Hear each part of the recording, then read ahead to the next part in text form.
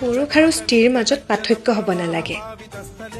এসময়ত ঋষিবৃংগী নামৰ ডাঙৰ শিৱ ভক্ত আছিল।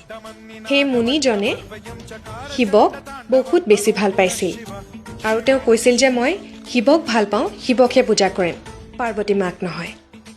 কিন্তু শিৱই সেই মুনিজনক বুজাবলৈ বহুবাৰ চেষ্টা কৰিছিল যে স্বামী আৰু স্ত্ৰীৰ মাজত কোনো পাৰ্থক্য নাই, যাৰ বাবে শিৱই নিজৰ পত্নীক মানে পাৰ্বতী মাক শিৱৰ কাষত বাওঁফালৰ স্থানত বহিবলৈ কৈছিল।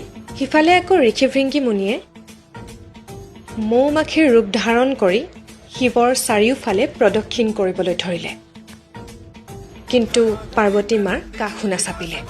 সেয়েহে শিৱই সেই মুনিজনক এহেকা দিম বুলি পাৰ্বতী মাৰ লগত মিলি গ'ল, মানে আধা শিৱ আৰু আধা পাৰ্বতী।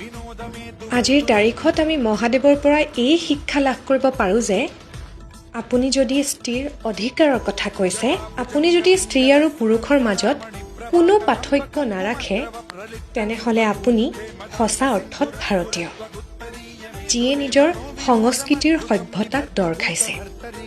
আহক সকলোৱে শেষত কওঁ, হৰ হৰ মহাদেৱ।